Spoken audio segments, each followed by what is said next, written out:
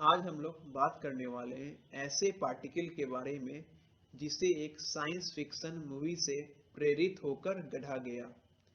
Actually scientist ग्रेलार्ड फिनबर्ग James की movie beep से काफी इंस्पायर हुए थे। उन्होंने 1967 में पहली बार अपने रिसर्च पेपर जिसका नाम था possibility of faster than light particles में टैच्यून पार्टिकल्स का जिक्र किया था। टैच्यून एक हाइपोथेटिकल पार्टिकल है जिसका मतलब इसका रियल में एग्जिस्टेंस नहीं है और यह पार्टिकल लाइट के स्पीड से भी ज़्यादा स्पीड में ट्रेवल करता है और यह किसी भी सिग्नल को लाइट के स्पीड से भी तेज दे सकता है। टैच्यून एक हाइपोथेटिकल पार्टिकल है जिसका मतलब इसका एग्जिस्टेंस बस थ्योरी में करता है और अभी तक किसी भी एक्सपेरिमेंट में इस पार्टिकल का एविडेंस नहीं मिला है।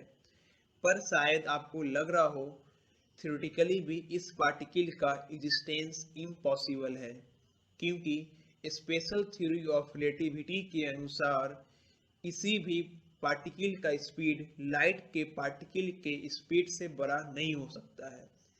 पर रियल में इस लॉ के अनुसार वैसा पार्टिकल जिसका स्पीड लाइट के पार्टिकल के स्पीड से कम है, वही पार्टिकल का स्पीड लाइट के पार्टिकल के स्पीड से बड़ा नहीं हो सकता है। पर यदि कोई वैसा पार्टिकल हो जिसका स्पीड ऑलरेडी लाइट के पार्टिकल के स्पीड से बड़ा हो, तो वह पार्टिकल हर समय लाइट के पार्टिकल के स्पीड से ज़्यादा चलेगा या फिर लाइट के स्पीड के बराबर चलेगा। सो थ्योरेटिकल भी यह पार्टिकल हमारे लॉ ऑफ फिजिक्स को अपोज नहीं कर रहा है। सो थ्योरेटिकली यह पार्टिकल का एग्जिस्ट पॉसिबल है।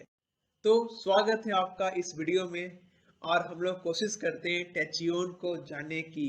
यदि हमारे पास एक ऐसा पार्टिकल आ जाए जिसका स्पीड लाइट की स्पीड से भी तेज है, तो उस पार्टिकल का प्रॉपर्टी कैसा होगा। तो शुरू करते हैं इस वीडियो। ग्रिलार्ड फिनबर्ग ने टैच्यून पार्टिकल्स के प्रॉपर्टीज का prediction special theory of relativity के मदद से किए। उन्होंने यहाँ पर टैच्यून पार्टिकल के इमेजिनरी मास का कंसेप्ट दिया।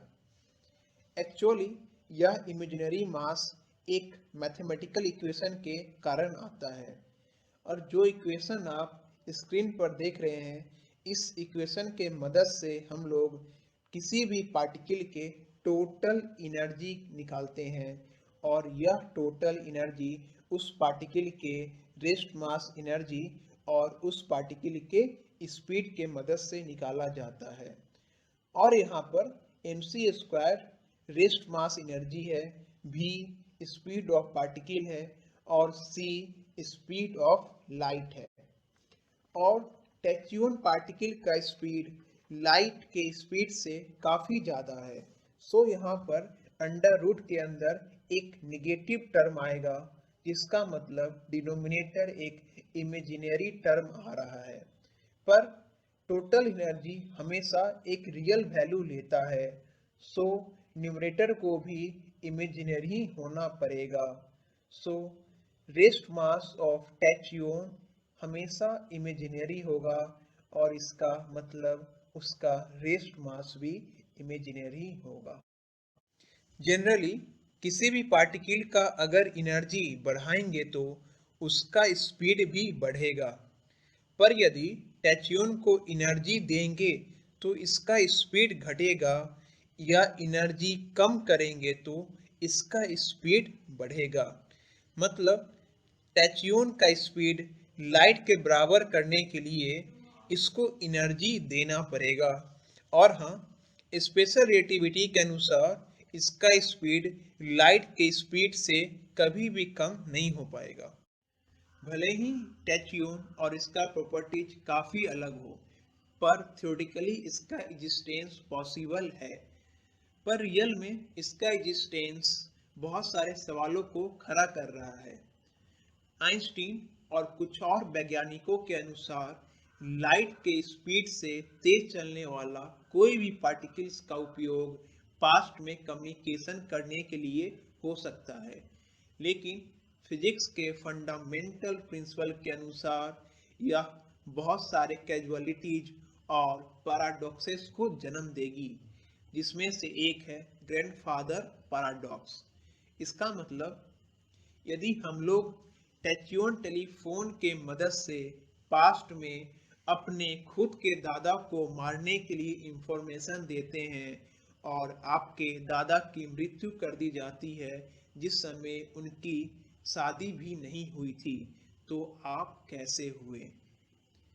बहुत सारे वैज्ञानिकों इसका सलूशन पैरेलल यूनिवर्स के मदद से देना चाहते हैं, पर दिक्कत यह है कि इसका कोई प्रूफ है ही नहीं। इसके अलावा इस पैराडॉक्स का सलूशन री इंटरप्रिटेशन प्रिंसिपल के मदद से देने की कोशिश की गई।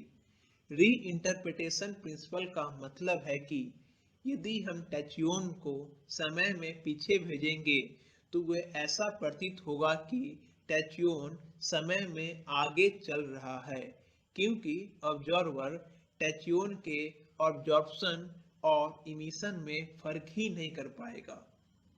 लेकिन इस थ्योरी को भी वर्ल्ड वाइड एक्सेप्ट नहीं किया गया, क्योंकि टैच्यून और पार्टिकल्स की तरह इंटरैक्ट नहीं करता है।